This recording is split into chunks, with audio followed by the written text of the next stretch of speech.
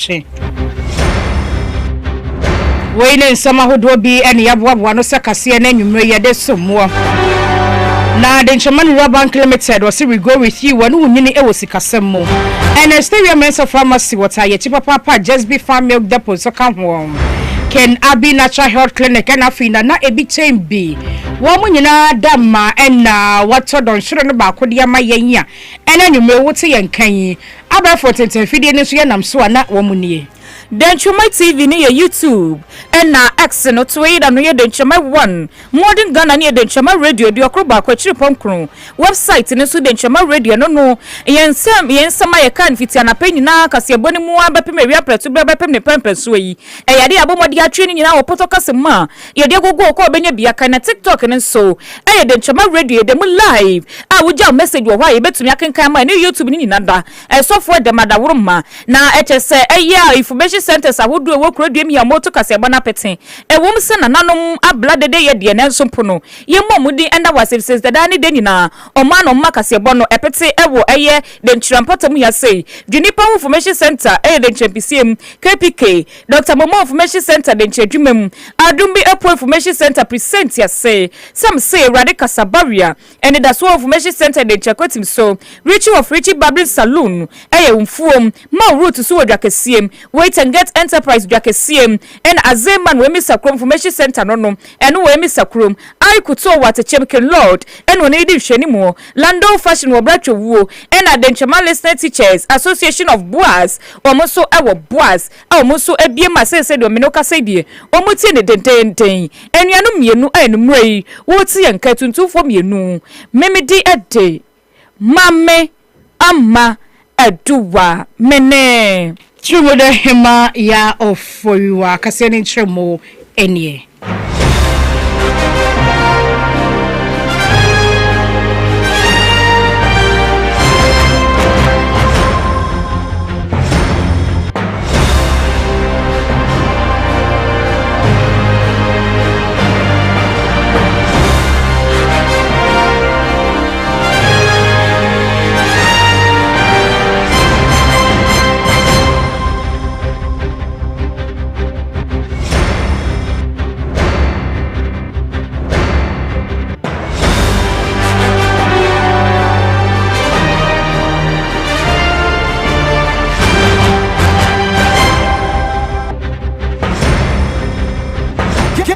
Yedienie 91.9 Fatuo Denchiraman Radio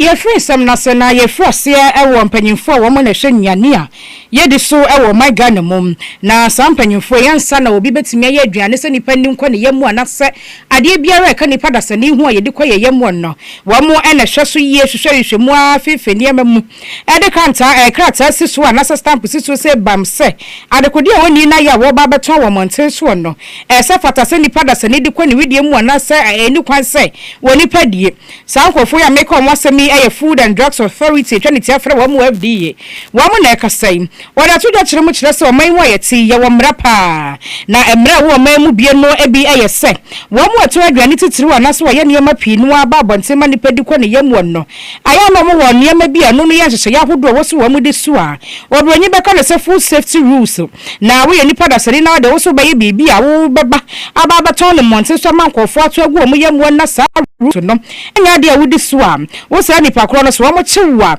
emra no ebetimi no wadi pa na owura no ekire mu kire se wo nipa bia obeye na adwene se wo no de wo mfa wo mra enye mra na de ope no beye o mamu no batonto wo nwa hodo FDA for enyi ntu mu se ye no sa wo ni kro so wo mo kye nom de no kogina kwota da kan mu a wo nkwadam ko na nye mfinhye no dunum na wo kire mu kire se eno kro no wo kye penalty ana se bibia ba mu a eno no yaka bia ma wo eno no yesa bia penalty bi na wo betwa no eno so kro mfi nan ana be kwakotwa ewo eya aban kukumu a eno no ye wo hyehyɛ yahodo na ni nyina mwono woguswa abagana fo amane se efiri na de koya obi ana ne ho so wo ye nipa bi na de wote wona bia wo no se nyankopon adom wa ma wadom akyede entu ba ye niam bia ye adura ye de sariade edwane ye de koye mu ene niam bia nipa da sani eya na dada setena mu na wo fa nko FDA fo nkyai mo fo mo krata ensanya se na so mo fo mo stamp nsiso na wankasa do pe be ye sa niam bia etete sa ne de ekowia se na mo so hwehwe mu beda de se de wo ye no wo mo FDA fo enyi ntu mu agel ne de wo ye dan wobekro FAO na kambum na Food and Agricultural Organization Agri-Organization of the UN and I was so saying it is a dwumadi ne bota ne say I was say one year wo ye enuane ho adwuma no etumi tete won kodum pempenso a obetumi hunu won asudie emra akekere won ne akwanya wo ewo mra na ase e obetumi di wo dwuma enkofa oha obia emre wo I was say what ase say Food and Drug Authority ye dwumadi a ye di no ne bota ne say amanfo benya aduane pa oye korogin ase odi a aha obia enkoba ba ko bia me ne ka say wie no ase so me ni dia bonten ya only food media bonten dokono na me say yes wodi dokono kura pe wa bonten ya bonten aduane obi na ye ma e wo say me di say me ton brodo me che enam na me ton me wo fufu na ton me ye ton brown me ye nsuo obi e betumi agye di say dia me ye no yes me no mo enkofa ho obi amre me di say aduane na me nya apomuden ho insem bia yes e be hard. That is the level of trust we want to build, and you can only build this trust say what they friend of good manufacturing practices would di e ho hye yeso yeah e fa we be raw materials would di aduane no ho e fa nipa wo ye aduane no ho bebia wo ye aduane no odan ene emu enema nketenketi bia ye hwe kwan se ni nyina be ko e na se ni nyina wo ho a e boa ma wudumedi a wudi no e be ko so yi te wutumi ye ne sa pepe dia ene na se mra no wudi so na wudi mra no so a e boa wo ankasa wonni FDA ni intervention bia wo use raw materials wudi ye aduane no raw materials no I expire I didn't know so di aduane se wo bomodin the raw materials I expire aduane na che se wutimi po no se wo de wo nwen emamfo apomode ho nti nhihye ni wo ana se nketa hundi ani wo di no ye ma wo te asotwe a e wo ho so ma wo se wo fom mra na waso ye betwe kwan ye be fa twe waso se ko ba ne se ye de wo ko prison mfe dudu obego di efiri na ye ko si mfe dunum 4 to 15 years imprisonment and you will suffer if you are found to have done something that is contrary to the provisions of the law. We FDA former ne bo eno mo ba Ghana fo nyina se obi bia woto nwane wa bonti anase oye ne maba e mani padasani die no mo modin ase won hyehye no wo bedesu anya sa emfie dunum okotwa wo polisan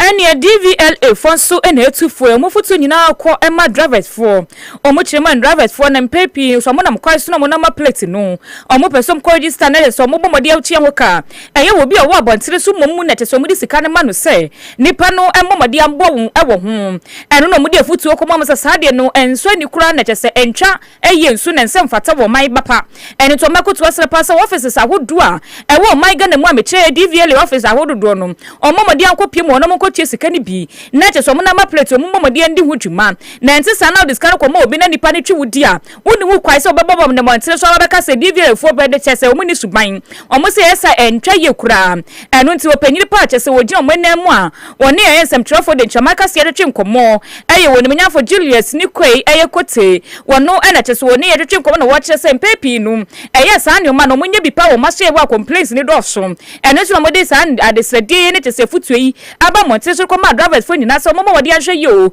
no momo ni nda ho de bia ne de nyina momra office no mbedi omo nneoma ho nyina adwuma nti sa de a ene ebetwi omodi pa.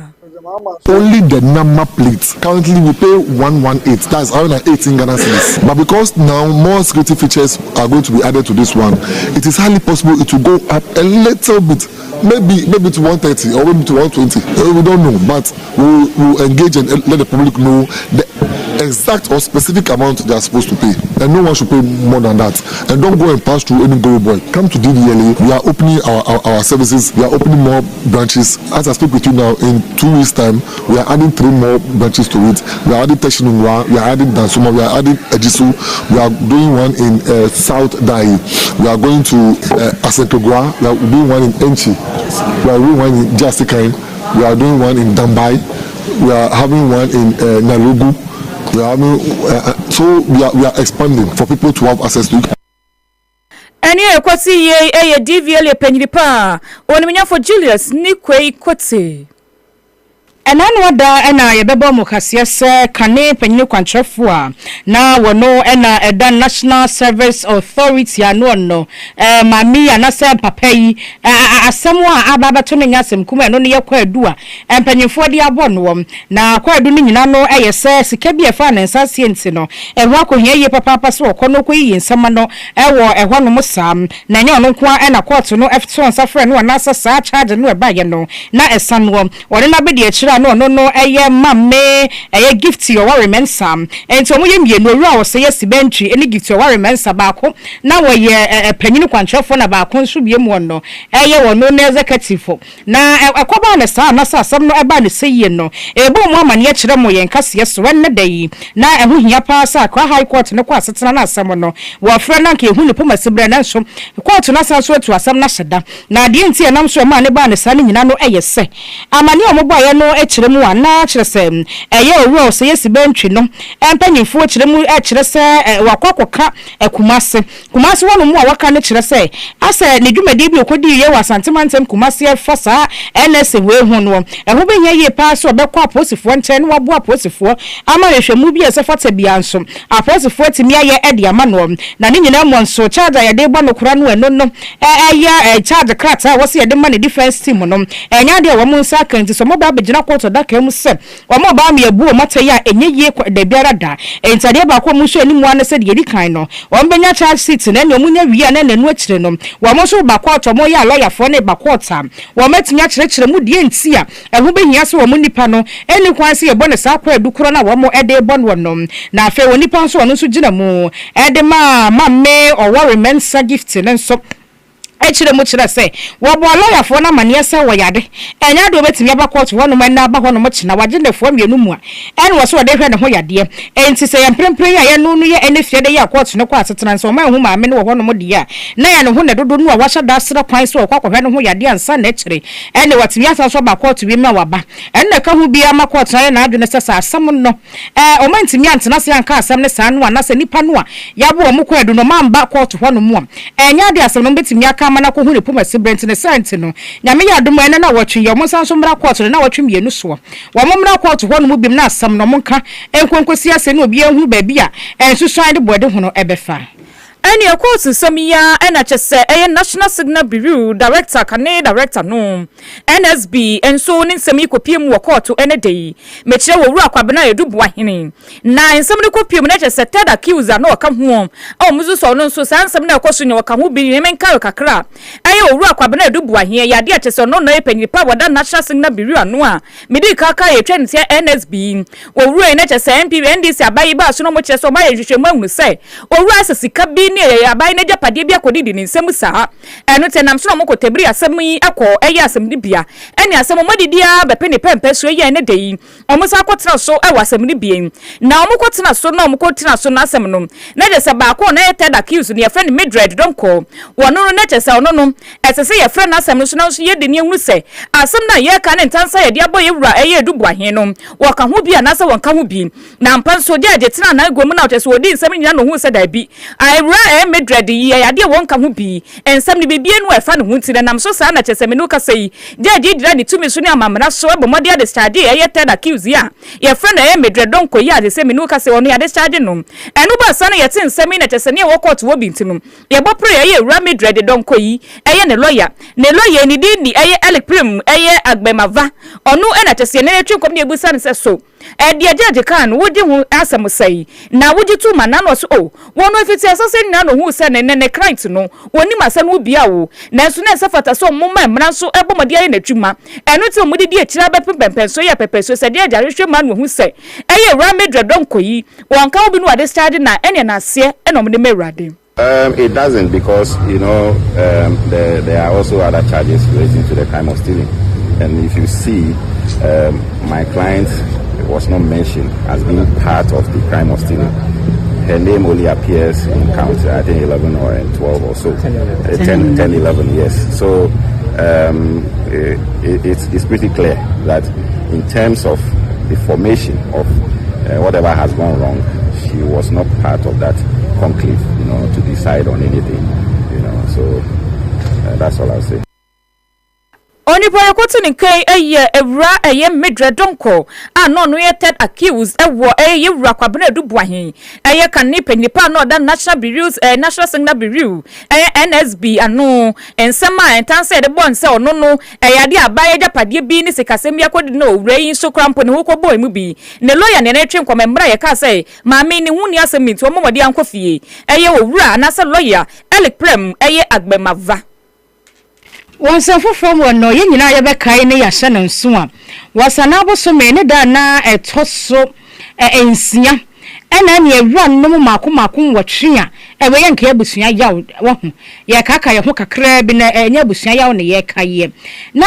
ye da etoso wotwe ensia mom wasana boso me nimuo ene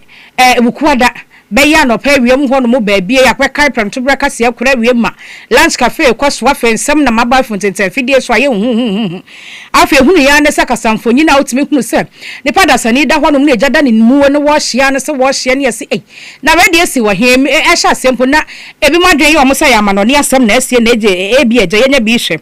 afi na de twia so na de na da ne hu eye na ye ro ma no bu mo na ye wono na Ghana Defense Minister asema abanya sem kuma afi de yete wono ma pepepe de na see breaking news. Everyone no mako watch the nature more than some was. I found a walk ragalam so who and commodia. And it's a community mind and want to run or more quapa. And what answer was say yes and some man tell them one more house and company for a bedroom for fiance me and twatenty. And penny for Mako watch your tin and I'm Ewan said doc. And now Dr. Edward Maneboa Sabra no yes wafua was shy a bamba one some swam. And after Dr. Ibrahim Mutala Muhammad or no some patem Jumedian or Hesopa. Or Haji Muniru Muhammad and so now why and acting deputy national security coordinator and after Dr. Samuel Sapo and this vice chairman or come or Samuel Abuajimu nyina and after woman so na yempanyimfo a na ne omuchu ba ya shaya na se wiemu shan no mo ka ho awura no miensa ananya asem ketwa asem no koba ne se ye na be ya asem bi ase ebe ye abrahosem kese pa mo my Ghana free se ere ni meye dwumadia no mo kwa kodia mo my ntina ma ne ba ne santi ye nyina ne ani tua ye ni musam da state barrier mpanyimfo ye de ma wo mo ekowi ase na Ghana mampani John Dramani Mahama ye se obaba modia na awura no miye tina na no wonse de ne sanse wo mo wo ma wo machirinti no abani ntimi fa ne sanse de dem ne fa mu nyina ni fa man kwada ne de biara danti ene o de foto bi beto wo mama wo mo wo teku ko sempo na dama no de ma wo mo de betum na eja wo ma hweso kama empempen so bi rekwa koduru no wo meche sika na de ama nkwada ne nyina no kwasem ne wani pa wo no ena sika ho sika no ho sensem nyina no wo hwe so ye Dr. Valerie Soya wo no na ye senior presidential advisor ena wo owura yi ena so sababo ya manie wo kire mu kyese nkwada ne sika na ba na eba empanyefo dodo na na ye adoye Ghana fo dodo na so na yi kakra de boa na empempe ya ye kasai sika no matimi dia to nkwada ne kwafati mu no anase nkwada ne fund na omu ebiema wo mo na wo mo hweso no eye 8,600,905 Ghana cedis and America dollar Bruno $20,000 so as also ka ho sika ya de ba yete sika ma nya sika keto akora obebe pe ni akire America dollar Bruno so ka ho bie e na owura ya bo ye nchiremu kire sem wo mogusua etoto frɛ enkrofo Ghana de hye nyina sem so bibia oye na adwene so wo pepa so betimi aboa sa nkwada yi a won ensewunum atosa no a ekwan da honum de ma wo bia ekwan ya befa so wo de bekwa wo mo ne ye kwan bia ne wunya akoma mpanyina tena yi a ensese ya hodo bia ho esafata bia na sa tena yi a ehwe efisa mo so no kɔ honum na ka se oba be donation a eno ne so wo mo ma wo kwan na ne watimi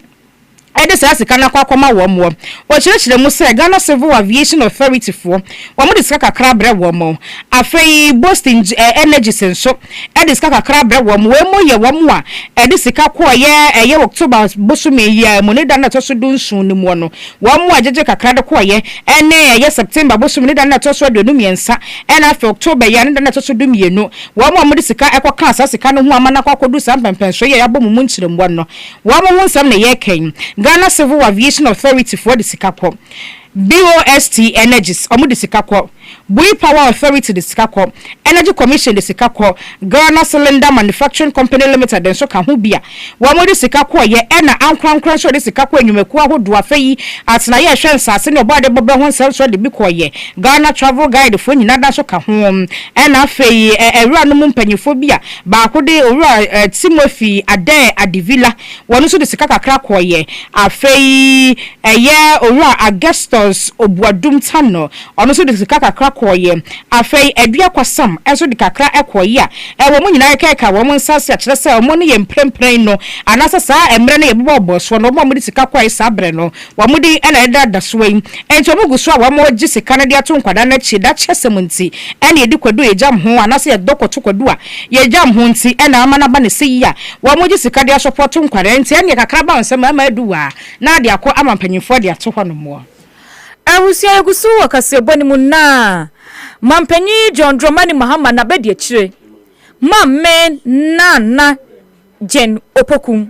Wonu so na yakase yi we yambra okopie mu was the International District 27th out so mu bia no na mami nso ye bomodin eto nsafren mekire 27th zota International District 18 Bania Conference won kampani mantem ne eto nsafren ye mami na mami kopie mu ho no wo kasa no wo kire se empebri no hwa obibi memu pai madie yade ase ye yi o makwa bisa no se obi pa de sika bi anana ho de pa be hye oba mu no omodi apagya no ne dwuma mu ne ka ho ne suku mu a asa na ye koye bibie wo ho eno to okoto srepa se ne wiase esesa no ene wiase di adane no bekoto srepa se ma so ka bie ye se wono so ye vice president kadani na esa nso na chese madodo na so pudi de brebi wo bai mu a eno so tumi bua pa madodo na se bi se bo mu ne nyansa pa dodo mo tumi di aboa ama oman no so potumpom enya oman Ghana nko ene bibi ma ye twa ye nwahie nyina ye nka moman na sesika ye de hye mamu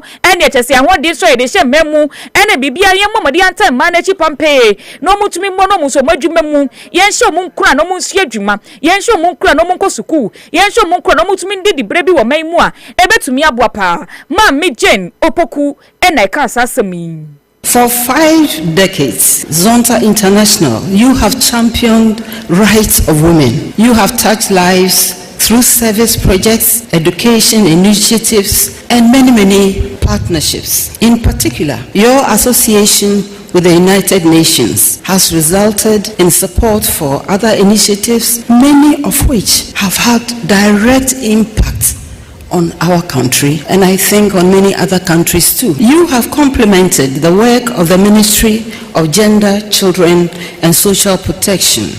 in advancing gender equality and safeguarding vulnerable groups. That's very important. Important gains have been achieved over the decades, but this year's theme, focusing on women and girls and building a better future, an even better future, is significant. And it calls on all of us to make equality real and lasting. District 18, spanning 12 countries across West, East, and Central Africa, is an example of unity. Our challenges cross our borders, so must our solutions. In Ghana, the government is committed to gender equality. We have expanded access to education, supported women in leadership, and strengthened protections against gender-based violence. But laws and policies must be complemented by partnerships with people and organizations, including yours, in order for real transformation to take place in our communities. During this conference, please do not lose sight of the collaboration, which is already one of your strengths. Continue to prepare girls to lead. Continue to invest in women entrepreneurs to drive Africa's economic growth. At this point, distinguished ladies and gentlemen, please allow me to confess one of the major reasons why I'm extremely happy to be here today. Wani boya kwatini nke ye Vice President Professor Nana Jane Opoku Agyeman. Atina ye hwensa senior obo de bobo hom samso na ebo Ghana fo amane yi wo mu kire se wo mu ni Blue Water Guards na feyi National Anti-Illegal Mining Operation Secretariat no eka bo mu na watwiwe mu no wo matimi akomani papa bo adwuma enya asem kuma na wade sansem we etudwa na eyesemhwefo hye mu no wofra yi a opanyi kwantrefo wo no ene kasa de masaso ye ka ho asem ye no eye ewura amama wusi wo no le church nsem de church semhwefo kire mu kire se excavators ahodo makomako a omoje ye ne makomako dumienu na afa chanfan ne so de omo kampo de enya yie na omo kire mu sem omo kopie mu ewapo ye mantemu na afa yato ye mantem ne mu a amanfo pa na ye galamse kuma akora yi wo makwa de dia rewransu wa ahodo mu ma kyerese ensu ni nyina ne ayese wobre ma ye ne hwekora no a enya de ye yie na afa kwa ya ahodo so ma hye de twa kanko wo kwa ye ne mu na bia sidan kora wo kwa ye ne mu a ehoro no mu didi galamse no ema ne koso no ni nyina mokwa akogu ho no mu nyina akora bubu ho no kora ma wo ma kyerɛ wo mo se de wo mo ye no enya de so ani wo mamu nti wo se wo modin ana se nyamra ne sifatie no etwe wo maso kwa papa wo kwan se ne sefata so ewra ne kyerɛ mu kyerɛ sa kontabu wo mo maga na fo no enya no nko ana ebinom eka ho. So excavators, got about 12 of them. Motorbike, we picked about 5 motorbikes, 4 excavator batteries, some computer monitors, heavy duty water pumps, 2 of them, several fuel drums. And last week, the minister had mentioned the issue of the fuel drums, and it's a conversation that we are having with the NPA on how to tackle this fuel trade that is also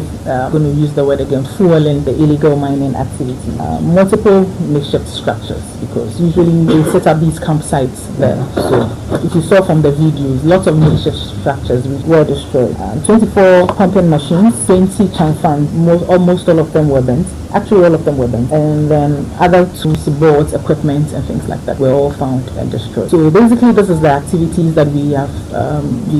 the team undertook in the course of the week, focusing on the 2 pillars within our strategy, which is the stakeholder. Eweye kasa ye na ye panyini kwantrefo a wakasa de mass ye a ehensase ne obo ade bobro ho nsam so ewura amama wusi woni mnyofo John Abdullah Jinapoyo panyina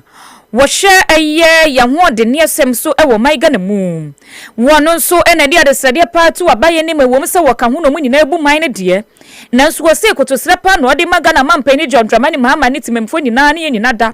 ese ye mmomode amwo na Volta River Authority no ye mmomode afa seka bi nhyem wo se esanse sisi o maiga na bebi enye ya ho den pa eye nka ne ho de nyina afri nyina no eye chese eye pe independent power producer ne pe wo se no so hadwe papa na sika no so ye boka wo hu na se nyina mu achi no na se ye bo ne de sika bi kwache sa Volta River Authority ne ye ne ye na akade ye se ye de ka ne abomode ne ye ne na boade a eye de o maiga ne ho be ha ye papa sense edre de bia na nyina makane na ye bibia wo na ebubu na ni pre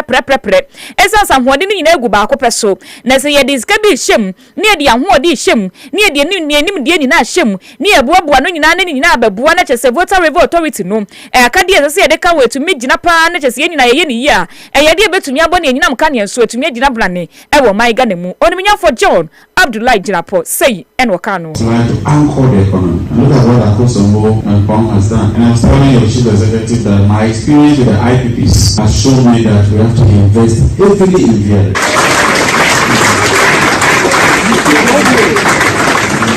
If we do the economics, and today look at how much we pay to IPPs every month. We were taking a bold decision and decided, look, the tariffs we are charging today, let's escrow those amounts into an account. We're talking about 70 million every month, US dollars. That is on the back of the envelope, 700, 140, $840 million every year. Not cities. There's a number of years the IPPs have been operating. Don't you think that we had escrowed this money, we would have built more thermal plants with VRA and sell the power at a cheaper price? And the reality is that sometimes they all pretend. So when we have VRA, we say they don't charge tariffs because it's VRA. So we pretend.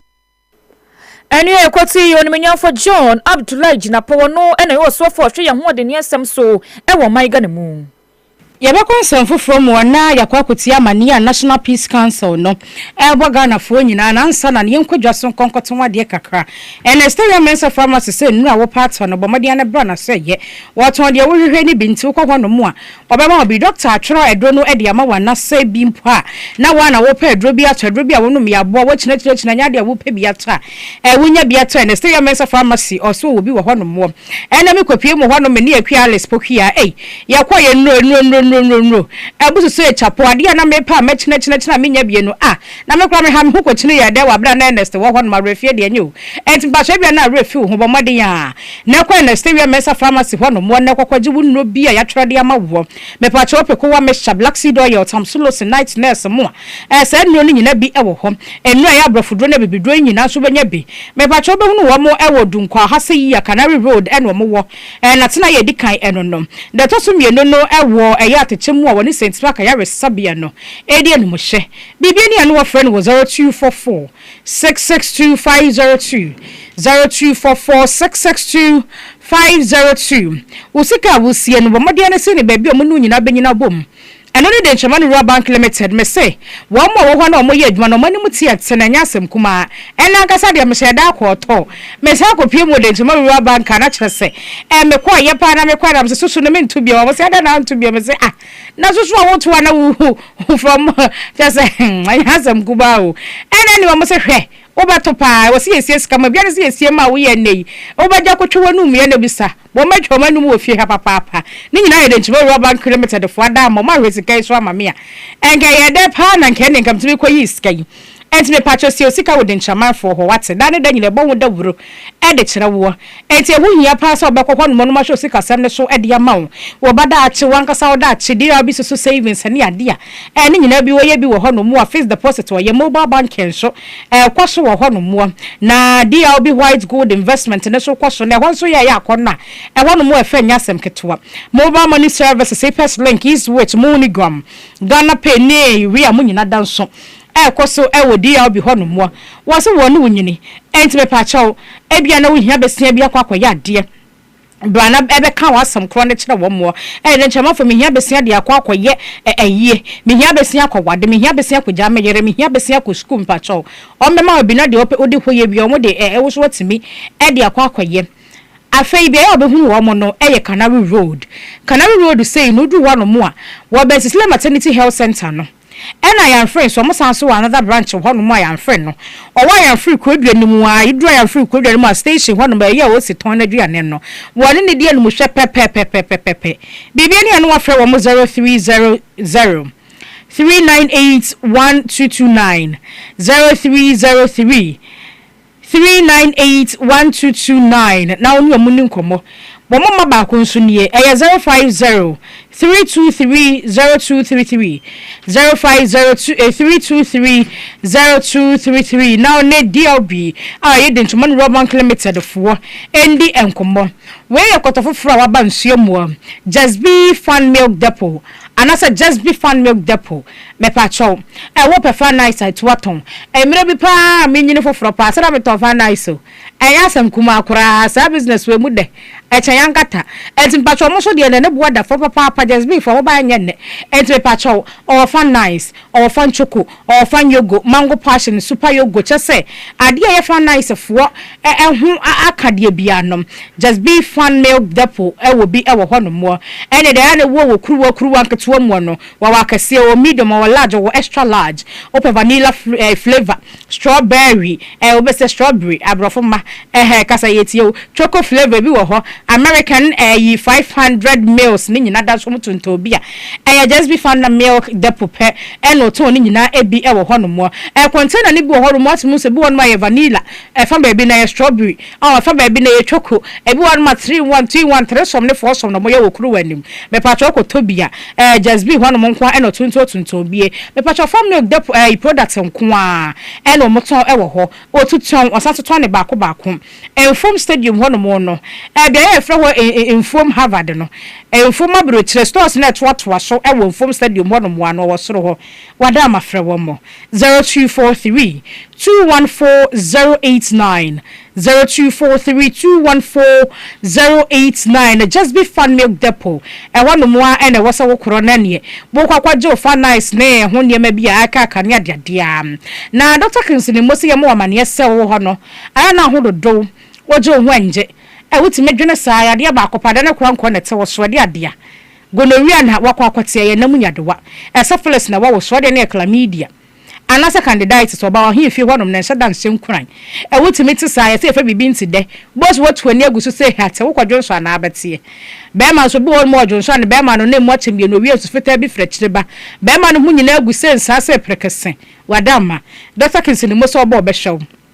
yade na ne dada na wade UTI na we so ya yade fon no wadama wo kɔ hɔ no mo be san yade e bia na so da ni ma de koro dwo so na ba beta wa ya ase adedre wo kɔ so antimenyo so ya na ba pie na agyae na pie na ba na bra wo bebra nya asem kuma be ma wakɔfo oba wade sika te sika fen wa so de wa sika ra e wa hɔ be ya hwa so wo tua na obi edi enye fine me pa chawo eye sexual weakness ntina ma na ba na seyie e wo se be ma do timi wura na efro mi wura na no timi pem oho ni ye be ye hu puma sibere enti wada ma sexual weakness no Dr. Kinsley mo se wo ba obetimi am wo ne say tata na ne wo ko wani mu anesa awona opebe ma wo ne oba nyina infertility ho nsem what ne say te ubu nsa hye da hunu so ya na ni ayetum aya na yetro kan se sente eba no ni hye da nya ho mepacho Dr. Kinsley mo se wo ba obebo wan ahyew ama bibia akoso kakra na chese watimi akwanim kama wo de ne ye prostate ho sansam na ha wo asthma ntehyewa wo bo wo kuhu wani ya wo ya waposo na eje twetwe wo se ye wo sisi ya teke no etimi twenwa na baba su tu asere se ya panyan bema oba wo gede Dr. Kinsley mo se friend obeba home care na so wo ye online consultation nutrition and counseling physiotherapy ekosom and afei so no clinic on the wheel ni nyina wo ye bi wo ba fie behwe wo ba hwe kama wo ye do oye asoro panyi wonye obane kura dunko atechem no wo Edu Brothers abron sign what an kakra bia ba bia blue and white face pharmacy wo no so mo mfimfini entme pacha ya na wo frɛ 0243 933472 0243 933472 and now 0208 612 368 Germany beam 0208 621 368 I say your complete healing is our concern Dr. Kinsley mo no wada maya no friend no now no edi enkoma efa yadewa ene ho ayadesa ho sansam wan ye to kase no so ni yakoyenim ewo ensam foforo mu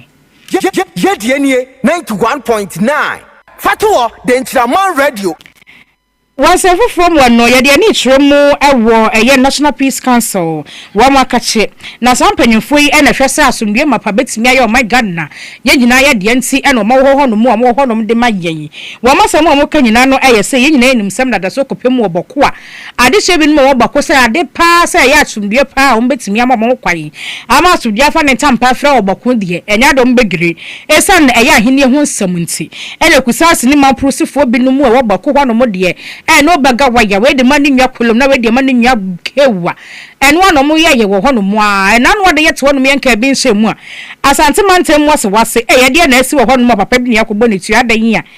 woye panyini bi ono no ahensam na ekɔkɔso oboko no papa no akoka bi oso ne ho fɔre sansam no mu bi nti wone ekuo bi enya adwene ana kuo ni so mo ntia se no no hwehwemu adadie na allegedly yese nkɔfo bi na akwakoye ne sɛ omagye ne krade afri ne nsam anso wono mo santimantem ya asasam na asase wo wono mu bi ma no mpo no na woye kusase na sɛ mamprosifo hene mu bako ɛna ne wono no nam so wono so nipa bonfo bi kɔto ne tuo di ma ya wane ne wo mutu pia fa gyan ɛno kora ka ho bi ma santimantem so afo no nyamfo franka mo akohene ebe kasa ye kyerɛ mu kyerɛ sɛ fiti na komantem ne mu wonu na hyɛ batakali twimoto asama beto no enya asem keto mo pa batakali ni dalabia ni shu bia wo ho enti no obi bia obeye saade no saade pa na apostle fortune na wo ye suspect na sanse wo nyina akwasoa na mente me ho ase no nsemwa ena National Peace Council atena se ya adwene se da bi wo mo ntena ho afom nsa so modam ne fam ntena afofo mo ne na mo kwa ye nye se ye tena won ma ye hwe hanya masem bone bi se do ma no sesemi na so asanso asibi mansa na mo hu se aye wo Peace Council wo mamunti o ma fa ato mo ho so sa asante mantem no mamprose ne kusase fo de hye bi e wo ho no mo mbefra wo mo na ne enka bom ne nsesi adwumadie no etimi akoso ewo empatem ho no se ne be ya sa menti me ho asesem no aba wo mo so wo ho no gya ne akakabensen na ebi no mo ye no allegedly no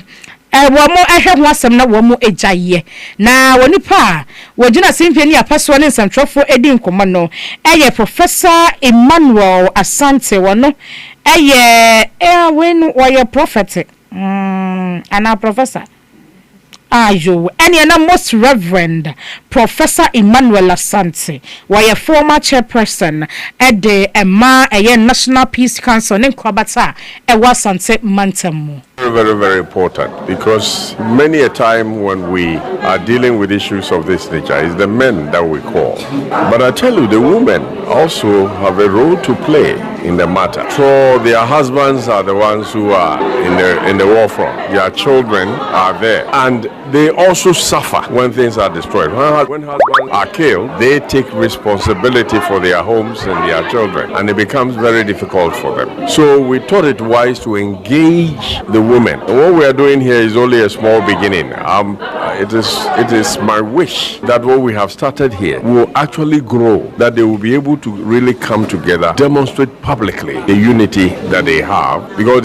you heard them, they kept talking about the fact that we belong to one another. My mother is Kusasi, my father is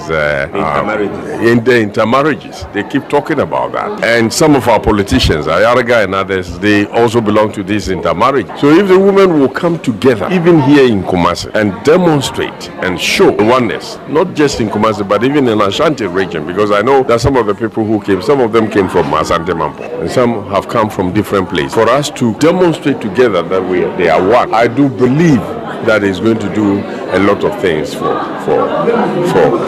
the Boko Peace Initiative. Asante Mantam National Peace Council Kwabata wo penyina nakane wo ye chairman most Reverend Professor Emmanuel Asante nka na yakwate ye no enkramponi Mantamu Jubilee House ensembi koso nkitahudie okoso nyina se Ghana mampanyi John Dramani Mahama wane Prime Minister Emma Grenada ebomodi akodi ahiemu Jubilee House no mukwohiemu no nkitahudie omukodi Prime Minister Sma Miken ne din Dixon Thomas Michelle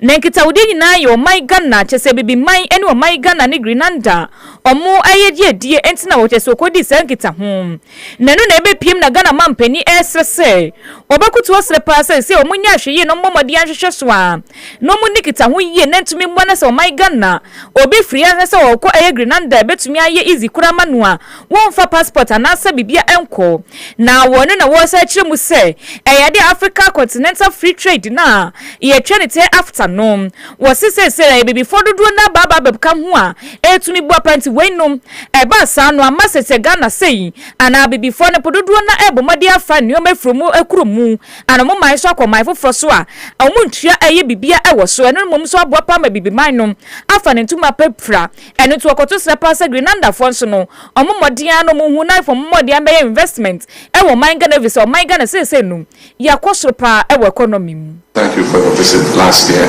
This year I couldn't come to the African Caribbean Investment Forum because I had just been elected and I was busy forming my government, but we made sure we represented, at a high level at the forum. I'm happy that your visit to allow us to continue with the rapprochement that we've been engaged in, especially with the MOUs that we have signed. One being MOU on political consultation, and I'm happy that yesterday our two foreign ministers could sit and have that consultation so that based on the shared values that we have, we can take common positions at international meetings. Ghana happens to be the headquarters of the African Continental Free Trade Area, and that was a very historic trade agreement that was signed, and so far more than 50 countries have ratified it. And so it allows us to export duty-free and tariff-free into each other's markets. And I believe it becomes an opportunity for African and Caribbean businesses to invest together to take advantage of a 1.3 billion population market and with a GDP of more than 3 trillion. And so we must find ways and means of bringing the two business communities together to create further investments. And so we're happy to welcome you. We always welcome your visits, and I look forward to the opportunity to pay a visit back to Grenada in order that we cement the relationship even further. So you're welcome again. Nanu wachina Ghana mampeni John Dramani Mahama kasa wie pe na chese Grenada Prime Minister aye wowura Dixon Thomas Michel ono so ekasa no oba ne ono nko ne ba ye ne Foreign Minister so eka ho ne nkofo bi omaka ho a omapie mu omai Ghana no mbedi ne fam yenu a ono so ekasa no wo chese ye wo omai Ghana sa mo wodo ene me ba kwa so bo be hia me mama kwa ba Ghana mampeni John Dramani Mahama nkasa mu wona chese ne vice o be hia no moji na wa wotu ase ne aka papa na wo kan wa ka sisu de biem se eyade nkita wodi eda ya muyemienu ntemekire o my Ghana ne Grenada ntemu no eyade obema mu aye dire pa no obema no modi aso ne se ne de o maka no anyina no o makwadru no do matuma bibi afa hu owie na wo be ye pie so no krampo mmiri bi okoye DNA test no hwe ne DNA test ne modi ne nyina mu na o bohwe mu nyina hu no wo so ye bibini na bibini ne wo ye na nkasa no pupu no wo hwe ya otu se ne nan kan so mu firi eye Ghana ha enti wo wie no ka se Grenada wana nkasa dodo na from my Ghana nti wedie atadwe wate ede nti we na yade ono o my Ghana oni ebeka bom se pu ni etu edi dwuma ewo bibimemu. Thank you very much, Your Excellency, and good morning to you and the esteemed delegation, members of the media. It's a profound honor and one that is also personal to me. I should start by telling Your Excellency that in July at the Afrexim Bank conference, I revealed my DNA ancestry tracing on my maternal side, and it was traced to the Akan people of Ghana. So I think I could say the Akoba that was given to me yesterday, I think is a reflection of the homecoming that is deeply personal to me, but I think anecdotal to Grenada and the Caribbean. I'm not so sure the veracity of it, but I'm told 75% of the population of Grenada can trace its ancestry to Ghana. So I think for us, the very first African country I visited was Ghana. And I think in a sense it's a natural aligning of the stars, and as you say, of the deliberate use of the ocean as a bridge to make sure that we in the Caribbean can reconnect in a deliberate way with our roots, both politically, socially, culturally, and importantly, economically as well. Because oftentimes, while we welcome the conversations and the meeting, we recognize the importance of trade, because it's trade that in fact led to the Dark Middle Passage, the transatlantic slave trade. But obviously, we want to be able to trade and grow economies and make sure citizens benefit from a trade that is progressive, that is deliberate, and looks after the well-being for our citizens. So I want to express my deep appreciation for hosting me and my delegation. I appreciate you just came from China. It's an incredibly long way, and so for you to make time in Oni pa kwoti ni nke Grenada Prime Minister Owura Dixon Thomas Michel Yamonremu ewo enigide nsem enigide akasie Nature Man Entertainment na taye chiri enigide akasie Nature Man Entertainment na taye chiri Yemfa kasie no enremu ewo enigide nsem ni yeremu dia Ghanaian musician medical ene ni newly found lover Easy Baby na wonom e dia babetu social media e tre yense e yade asisi ane dia asamde a ewo hono mo mbebo modin ma yaso atene se enchekra eba foforo eba wonum ntem na chese se yefunu no mafa enche yen expect sa akola ebeba eno no eye medical ena afa Easy eba ene wonum ankasa ne ko make announcement ni wonum X handle a wom de betu dwa wode maternity pictures a yehu se Easy Baby e baby bump ni ade a chese o hwa ase eye nikanika ni ade a wo social media ne so a akwaye mixed feeling na bebre na congratulate no bebre na so asemo mo kan se ahwe ya na chese fela makafu inso akwaye yi ni eyi anu o we reactions a ekoso wo social media no so yen konsem fufuro mu bede na ekase sa akode asem na miken na asema wo kanyina eyete wo se mo hu na mental health hu hia pa social media so ene me amakwakoye celebrity nko ade yare aminim se bebre na bahye me wo social media no so ene asem batitru na sebede mba meka ho asem a ya the man left right center ni ade a na ochre musa ade ba ko a ebo na emani maintain stable mental health and social media nkomodi ekoso nyina omuhu enye se wonu hu ye ohu pa na mum onye hu ya wose obesen ko no wa flipe onye hu ya wose besen ko wo de won kama no na aboa na mana stay focus o industry mu enye sa engeto da nsem ni bi wo ho a woti dede ni bi wo ho ekoso wa bonto kaso de na adwen enyina ekoso wose ya ade a ebe yi na adwen de afri ni focus ni productivity so na afa ni krakra mu na be ha ni mental health ye enti wo encourage ni followers ni say ya ade anka musua sa process we de bomb branke beboa pa ma yenkote se bede camp ni we camp e kontokwa anase bede nkofo bi ni we mu e kontokwa se hu a hwem na mmom saade bi ba na se beboa promote bede anu abomode ama wano aye den e wo ho we enso ye de eye Ghanaian rapper eye sakode enso edu tudwa yenyina ni nsemi so e na yemfa ne Friday entertainment news e wo yenkase so ni nyina ensimidin edi kekeli loli shine afrifa ye bweremu e wo agudie nsemu agudie mu nsemi de Ntraman Sports Netechre agudie mu nsemi de Ntraman Sports Netechre Yembo remwa agudie mu nsem ne yembra efisem na eye Ghana Premier League 2025-2026 season no ayade amemende bi bekoso na Mediama SC ene eye Samatex ene bedie hemra na bono miensa pepepepe sanso na Dream FC ene eye Nation FC enso ebedie hema nso no miensa pepepe no mudi bedie hema eno eye memenda de ne de bekoso na kwesi da eye October 19th no eye Bechem United ene eye Vision ena ebe nso edibesie nia eno so no miensa sanso na Brekum Chelsea ene Hearts of Oak enso edibesie eno so no miensa pepepe ena chese sa eye akansie ne ebeba so Shredro All Blacks ene eye Basek Holy Stars enso ena chese omudi ebesie ne sanso na Hoho United ene Aduana Stars enso edibesie no munyina no miensa pepepe ena omudi besie no we eye Ghana Premier League eye weekend see matches ebekoso ena media brown nam 2026 World Cup no oh my Ghana chese players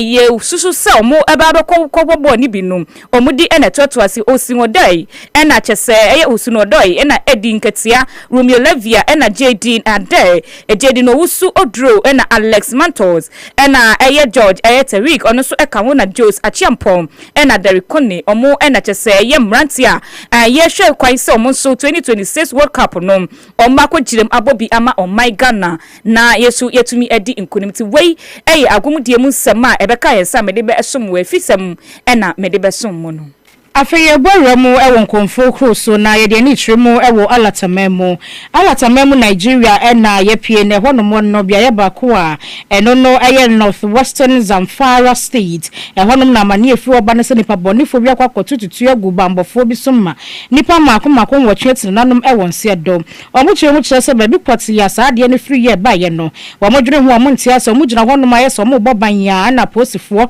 na womo no dodo no ba ye se enum etio no kasa womo eti nanom wonse do omo mu hono mu a nipa mienu bi e ka ho nso anamiansa bia womo nso ka ho no etio ti meka womo nso ni aposifo ye ne ka bomo mu di dwuma sa bambofo e wo san patam wono mu kire mu kire se aposifo dodo na aka no womo nyina frase omo ya ase no mu hwehwemu afei akwakoba ne se obi ate wono mu anase se obi etu nanamo ewo alatamemu titru ene sa Zamfara hono mu a omo modi aso be hwe na mu tuo mu ye frisa na nsen nipa bonfo ya na wono atwe ne ti na wodi sa abanefo sem wono enya de ono so ba ne sa no be kwasa kwa ele bie mu nso sa abanefo sem na ma ne home ne so ewo sa Zamfara State hono mu a nipa dodo no a ekra ena ehwere wo mu no mo so san so fa biem ebinom ede wo mu esiesia na wonipa obo sa amanie eye Dauda Lawa wono no wa ban mu a wono ena ehwe fisem anasa bamba ho nsem so ewo alata maimo yenyina we suai na yenko yenim ko na ebi chen bi hono mo na amani a yebo ni nyina no eye se na ebi chen bi se wo de no eye sunsum eya de aya no body na ba bedan no wa hwe kama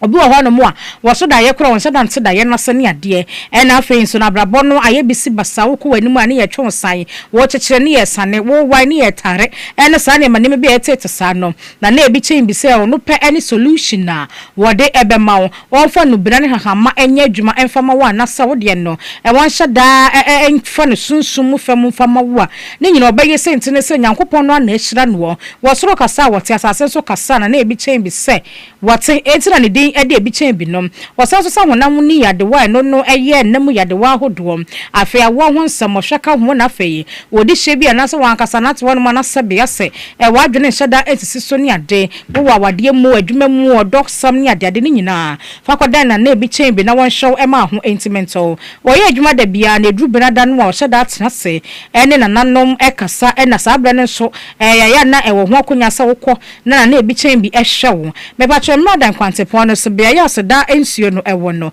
na enche honom saa anase won ne nyina na ewo area ba komo entime pacho wo frɛ no a ema no 0541 850995 0541 850 995 and 0598 950507 0598 0593 950507 0593 950507 the nature see na wo se osho kasa wo te na sase so kasa what say yenyina we so na enwume no ne fa kase ye de beso manwume ni nyina ye fancy ye de aboafo asedodo say na watwin so wo ma so ye mu adon hwere baako enwume bia no wo moto ede ma ye makase na bekenkan ede emma wo ye da mu nyina mu asema mu tie ye wo ma fiefie mu so to sa hodo mu munwuma hodo mu no ka mu driver fo nyina da ye da mu nyina mu se TikTok fo so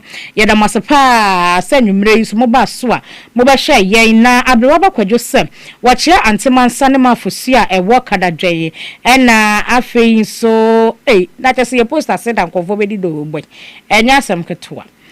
na afei so empanyufo ahodo anase emranse ne mabawa baba so nyina no yada mu nyina mo asepa sem so mo baye na mo beti ye nkase yi ebi afei Abraham ese wache ye nyina ye ne ye kan ka setitu ne amaduwa no ho ye ne fese na afei so no we so se wo hye ye free South Korea ye da na se papa ande na South Korea ni no se ye da no so ase bia ye mo hye ye free ye bia ne ye da mase kase de mu fo nyina ye da o mase se ye nkase no okruche ne dare de nyina de ma ye na watwe mu no ye da o mase pa na ebie mo nso enwumrei onipa wade yen ko YouTube a ye de Nchoma TV ne so no eye Edem efo Edem di worshiper anase Edem Lixi na dama na wade yen ko YouTube a ye de Nchoma TV eso ye da munyina mo ase sorry ama enkaibo atwa wo so midin de trim with him ya of you amene menua tuntum so no fe abaya tromosia oda hɔ kwa ye pe obi ama no mame ama eduwa oda hoka enkaibo atwa so oda hɔ kwa yenko